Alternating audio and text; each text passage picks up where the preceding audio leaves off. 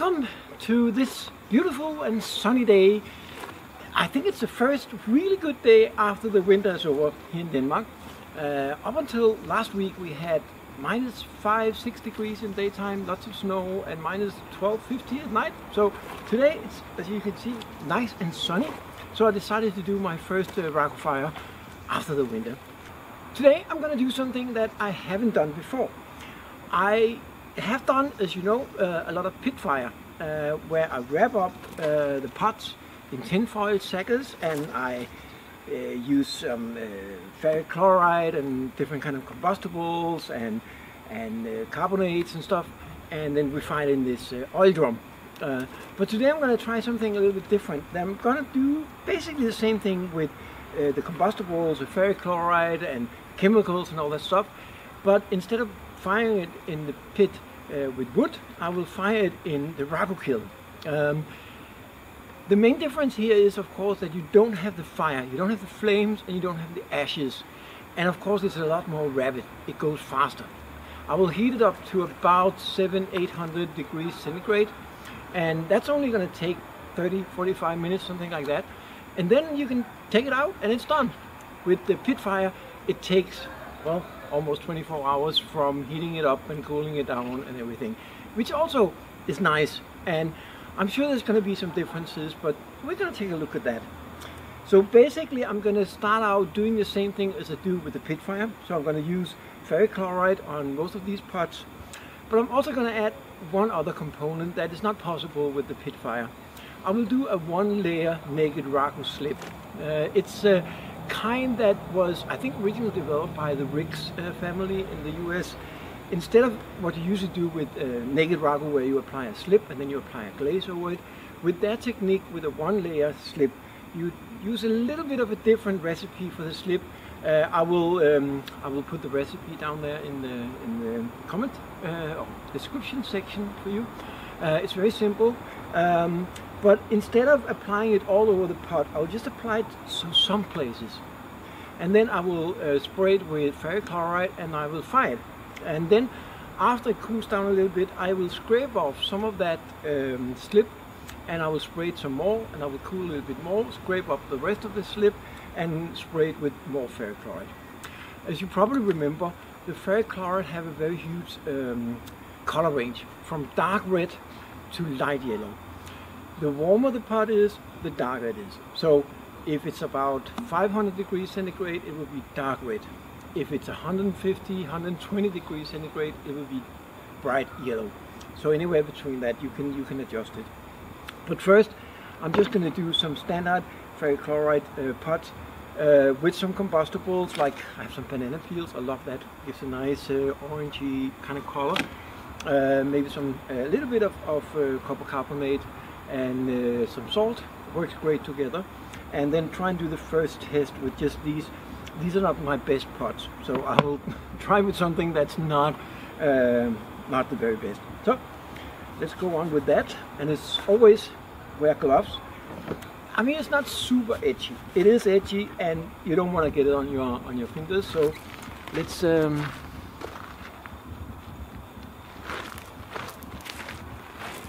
So I have my rubber gloves on, glasses. You definitely don't want to get this in your eyes. I have had some of this on my fingers. They didn't fall off, but it's probably not too good. So try and be safe.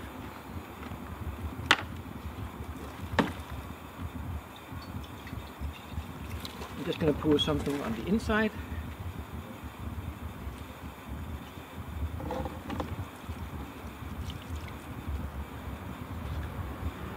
And just let it dry a little bit. And the same thing for this one. It's probably not going to be seen so much, but anyway.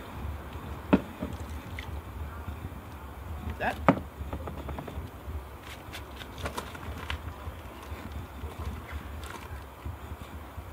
going to pour something on the outside.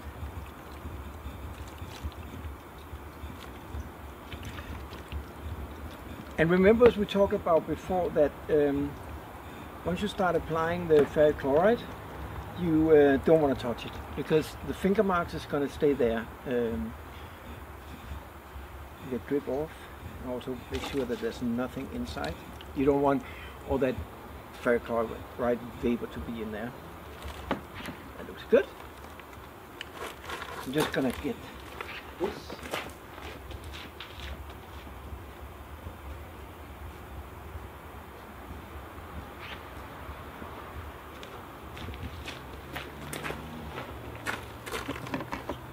Now I'm just going to put it back into the bottle.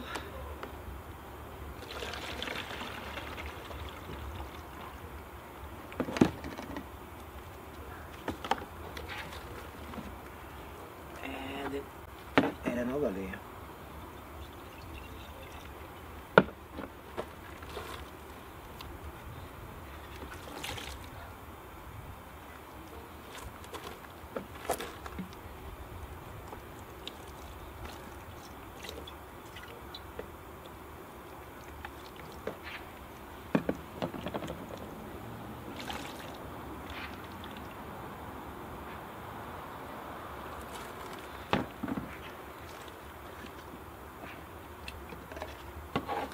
This is a 40% ferrochloride solution.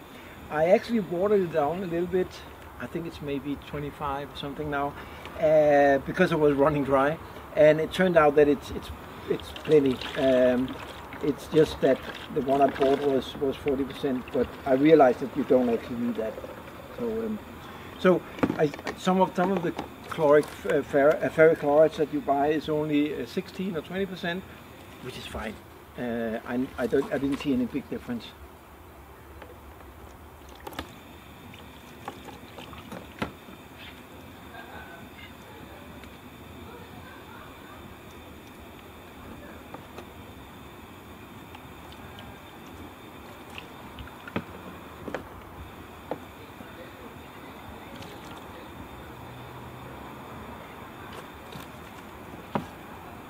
So this one needs another layer, so just gonna put this back in the bottle. Also, when you work with ferrochloride, you have to remember that it is corrosive, so it eats up metals. So I work on this cheap plastic table. That's fine, nothing happens there. You want them to dry before you wrap them in tin foil, because otherwise it's just going to eat the tin foil. Not like that, but you know, over a few minutes of time. So I think we're almost done here. I'm going to give this one more layer, and then I'm going to go and wrap it up. Now the pots have dried. It's no longer dangerous to touch because it's in dry form, and I will wrap it up in the tin foil with some combustibles, a little bit of copper carbonate. I will probably use some steel wool. I really like the effect of that. You can stretch it out and make these very thin lines, which looks really nice. I will be using a little bit of this hairspray. This is just the cheapest one you can get from a convenience store. I'll spray on the tin foil because that will make it easier for especially for the copper carbonate to stick, so it doesn't fly around.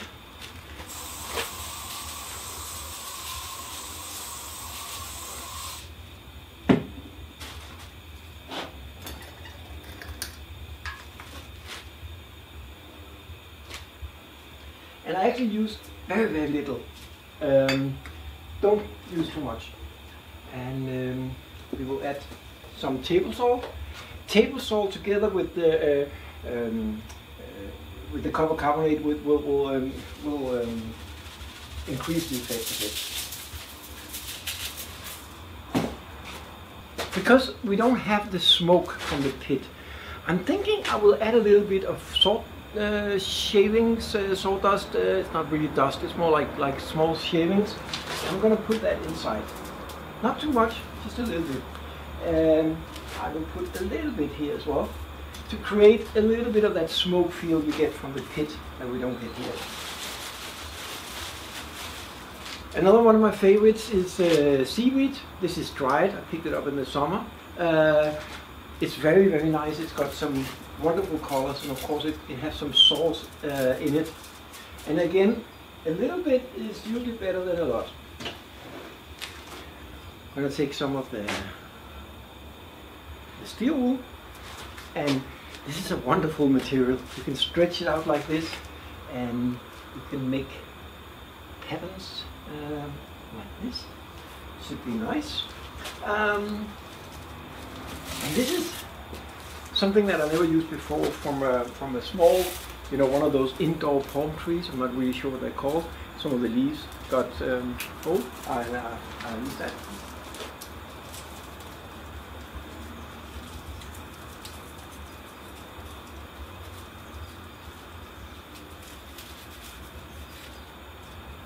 I'm just gonna rearrange the steel wool again, yeah. So it's gonna be good.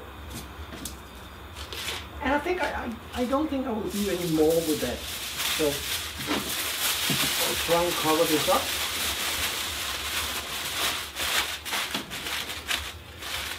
Usually when I do this, I don't want to press it all too tight. I want to create some little air bubbles in there so we can get some reduction and we can get some something that's carbonated and something that's not.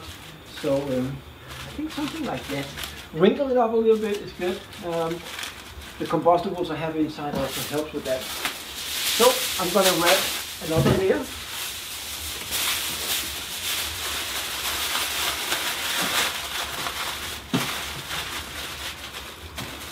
So now the first pot is ready for firing.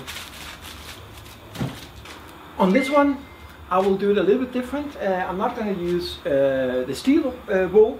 Instead I'm going to use a few strands of horsehair, which is something that you would usually apply after you take it out of the kiln when it's warm and then they burn off. But you can also add them in this case inside the sacker, and it should create. Oh, I forgot something. I still want to put a little bit of combustible inside, so put some sawdust in there. Then we're gonna leave some of this horsehair. I'm not sure how that's gonna work out. And again, I'm just gonna add a little bit of copper carbonate. And in this case, one of my other favorites, banana peels. Oh, oh. Now the horsehair fell off. It's very light.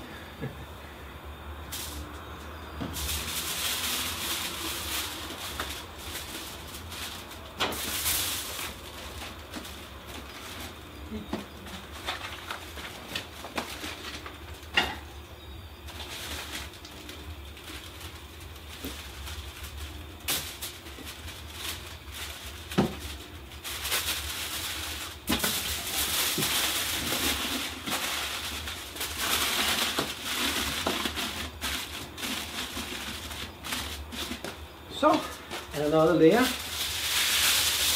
tin foil.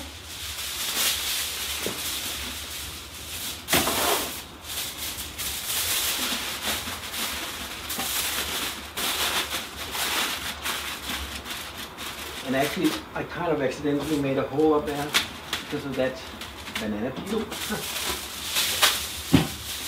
I'm just going to take another layer and make a little hat for that.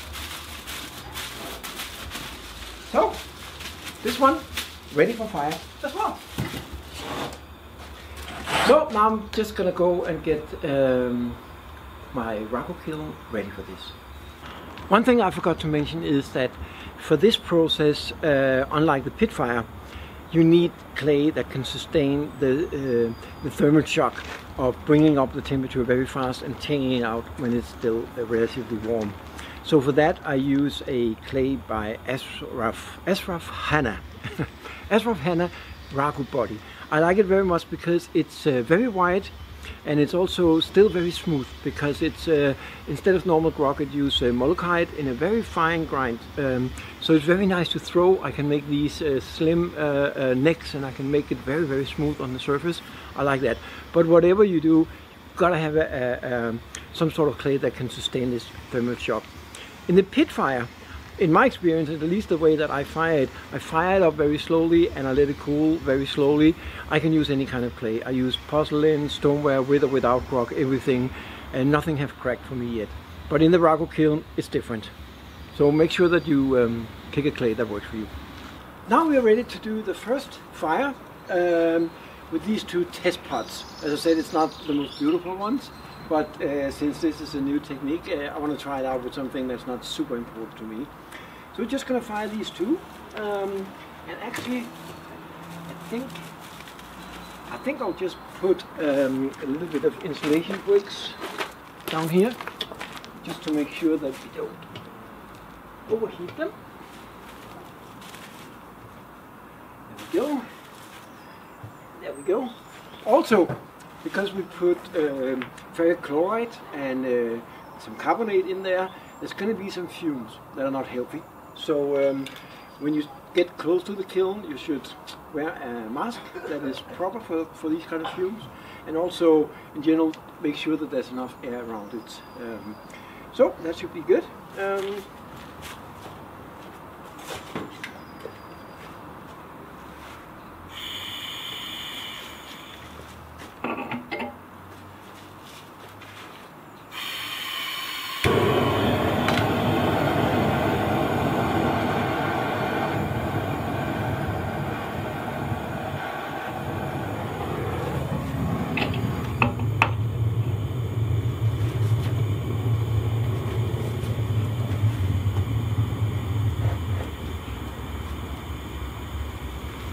So now we're ready, and the temperature is rising really fast to begin with. We'll try and install it around 200 degrees and soak it there for maybe 5 minutes or something, and then I will raise it up to almost 800 degrees. I'll take a look at the tin foil once it starts crumpling up and kind of breaking up. I should be good. So we will see how that goes. As it turns out, it was really difficult to keep it just on 200 degrees centigrade. It kind of flew up to 300 and is now on 380, which is still, not super hot, so I can almost keep it there, but it is a rather small Raku kiln. It's only 2/3 of a barrel, so it's just difficult to keep it as low as I would like. But I think it will be okay. I will stoke it here for a few more minutes before I raise the temperature. Getting a small kiln like this up to only 700-800 degrees is super fast. I could blow it up to 800 degrees in, I think, 10 minutes or something. Probably wouldn't be the best, even with this clay. Also, the combustibles need to be able to work their magic a little bit. So I will keep it here for a little bit, and then I will raise further. So the temperature, you can't hear anything. Of course, can't really hear anything I'm saying because of this, but the point is, now that I'm raising the temperature, lots of fumes are coming out, and they're not too healthy. So please wear the mask.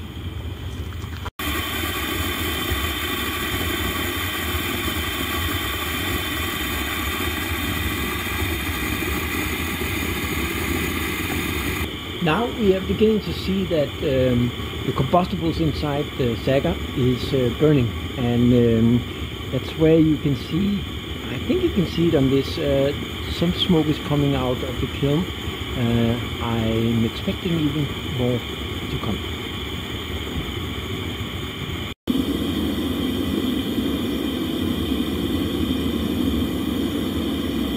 Now we have reached almost 800 degrees, and I moved a little bit away from the kiln, not to get too many fumes inside.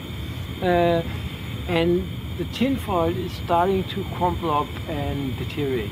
So I'm stoking it here just for a few minutes, and then I will turn it off and leave the pots in the kiln to cool down slowly, just a couple of hundred degrees before I start moving them. Now I have turned off the burner, and the kiln is slowly cooling down. I put a brick on top of it just to let the cooling go a little bit slower. Now comes the interesting part, unwrapping them. But I will let them cool just a little bit more. I have no rush, and there's a little higher chances of surviving if I don't pull them out too fast. Even though it is a ragu clay that is very solid and can sustain most of the thermal shocks, I will still leave it there for a few more minutes. I will go and have a cup of coffee and be back in a few minutes. Now I can't wait anymore. The temperature is now down to about 340 degrees centigrade, and I'm using this infrared thermometer. You can buy it in car shops. I think Amazon also have it. They're not so expensive, and you use it by you can point to something and then you can measure the temperature. The pots inside is also about 340. Let's see.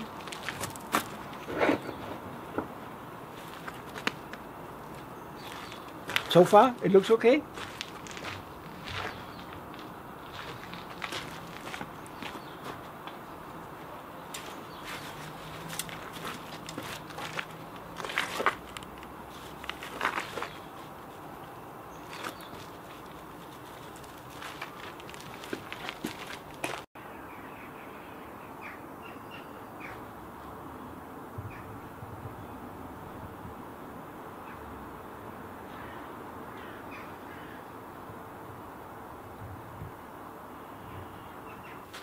Now we're ready for the second experiment today, because I'm gonna do a naked ragu, but not the usual way of doing naked ragu, because I'm gonna do it with just one layer of slip.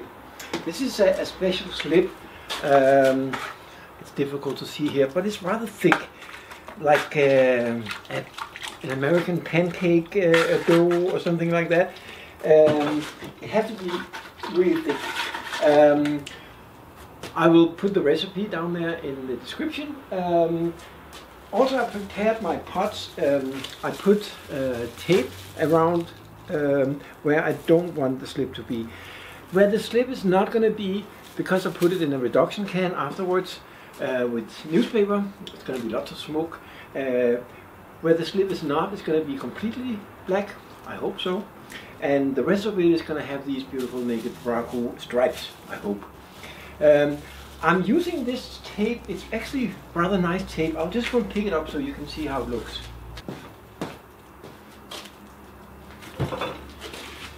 This is a tape that comes with plastic attached to it. So instead of having to put the tape on and then fumble with the plastic, you get this and you just tape it on, and you have the plastic to cover the areas that you don't want the slip on. This is very convenient. I think you can get it in most building markets or convenience. Like I bought it in a local store called Bauhaus, and it was very inexpensive. I think less than $1. I think it was 20 kroner or 30 kroner or something, Danish kroner. So this is a very convenient way of doing it.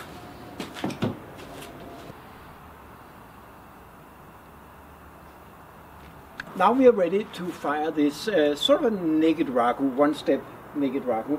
And for this, it's very important that we keep it down around 250 degrees centigrade for the slip to dry out completely before we raise the temperature. So I will see if I can do that.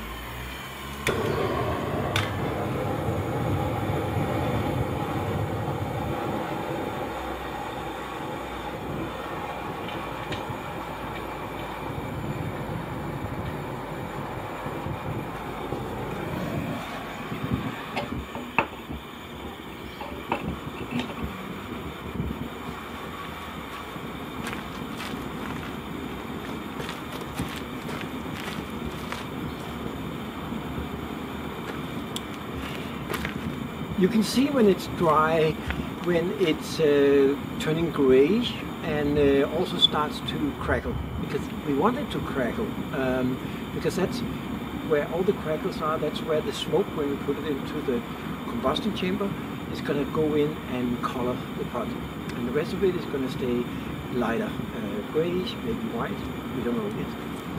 In the meantime, I will prepare these two cans, buckets, for the post-fire reduction. And I'm using newspaper because it gives a lot of smoke, and we want as much smoke as possible. So I'm putting a layer at the bottom, and then I'm using a layer around. I'll need some more for that.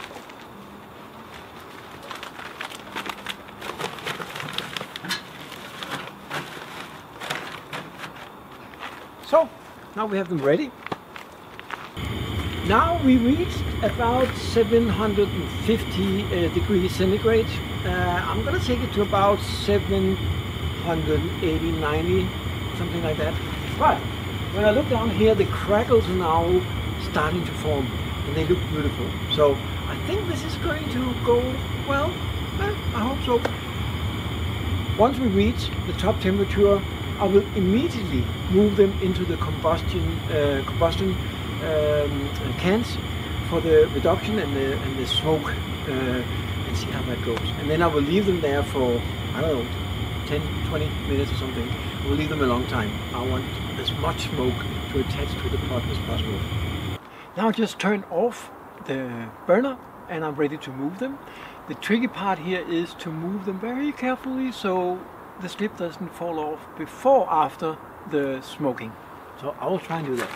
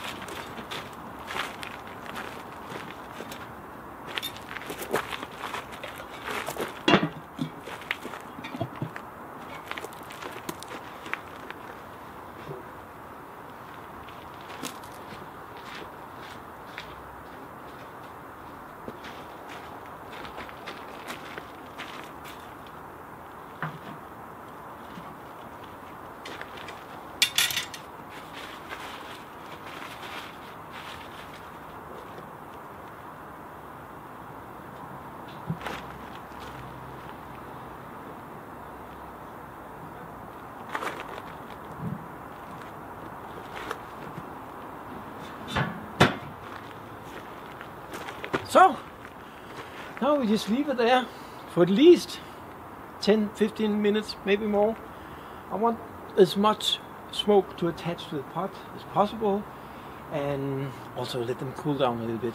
So, I'll get back to you when it's done.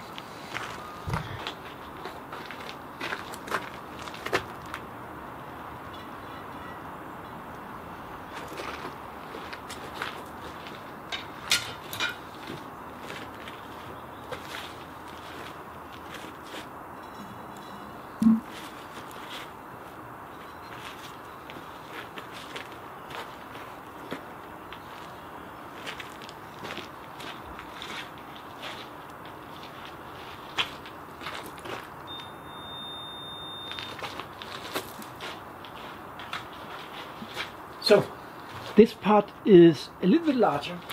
I'm not sure if the light is good or not because it's getting so dark outside, but yeah, I think you can see. So I applied some of the one layer slip just on certain areas, and I sprayed some ferric chloride around that, and then I fired it up to 800 degrees and put it on a little bit of sawdust here, and hopefully that's going to leave some black marks down here. I think it will. And now I will apply a little bit of horsehair, and then I will spray some. I will peel off more of the slip, although most of it actually fell off when I moved it. That's what happens sometimes. And I will spray some more ferric chloride when it cools down. So let's start with the horsehair.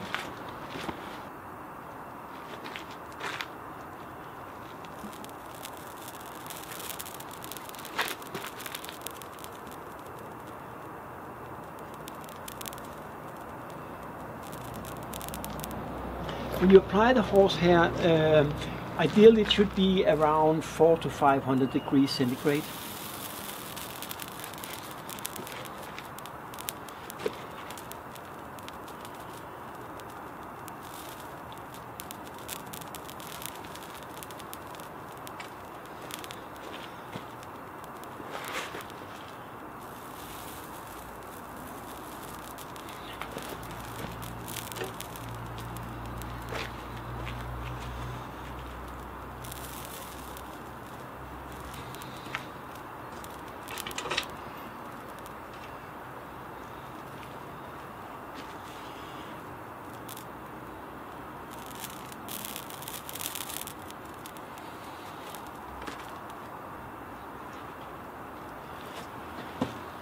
if it's getting a little bit too cold, then you can use a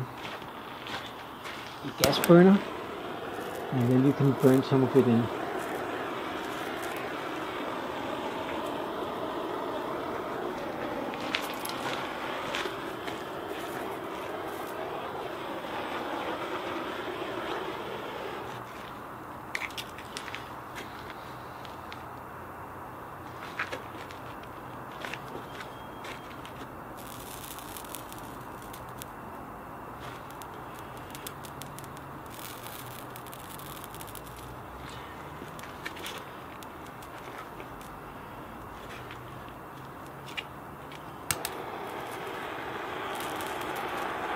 I'll also ignite some of the combustibles here. It's a sawdust to create a little more smoke at the bottom.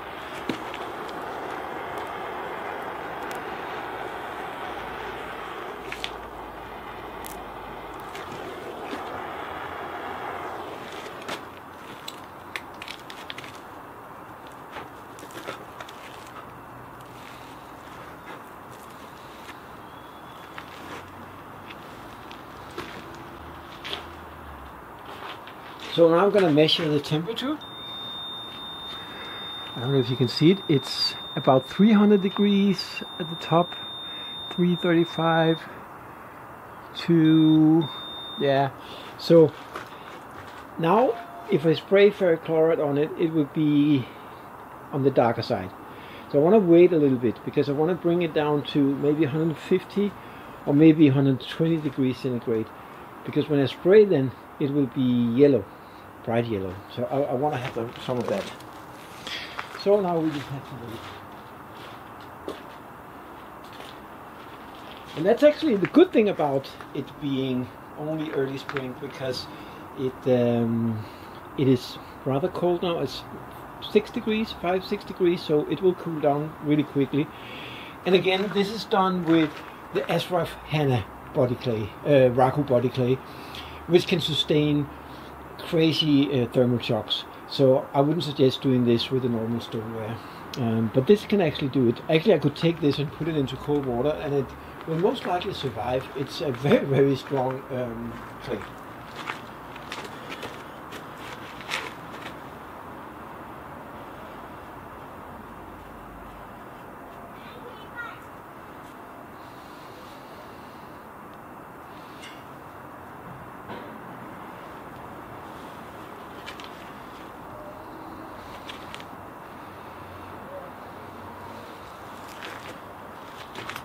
Most of the slip fell off when I removed it. There's still a little bit of slip left, and I will actually leave that because I will spray and then I will remove the rest of the slip and spray some more.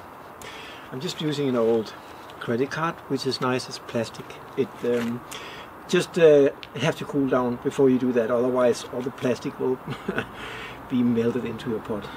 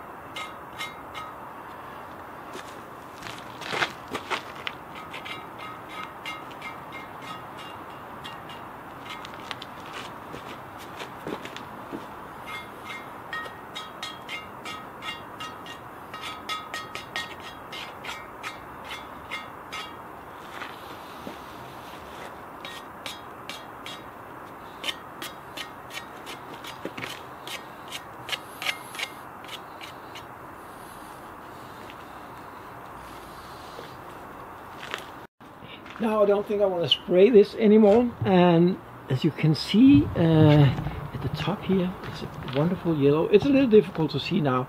It will be a little bit lighter and nicer when it's cleaned up and polished. So I will show you a picture once that's done. So I will remove this to another location, and then we will look at the naked ragu ones. And I'm so excited to see how that's going to look.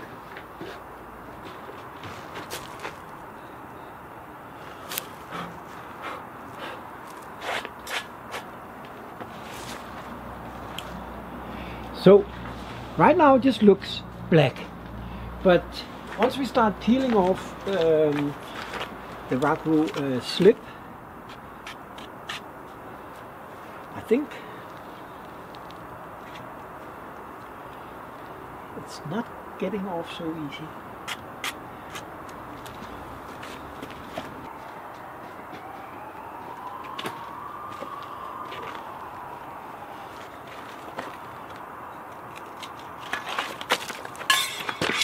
Now look at that. Isn't that interesting?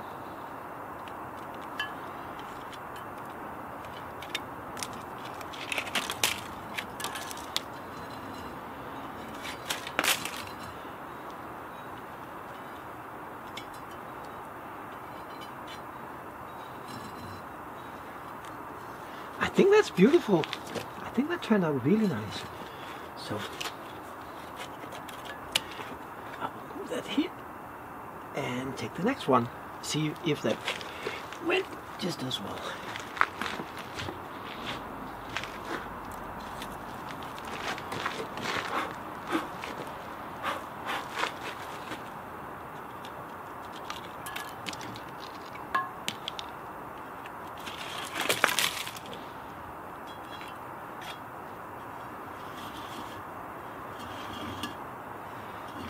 That's very beautiful too.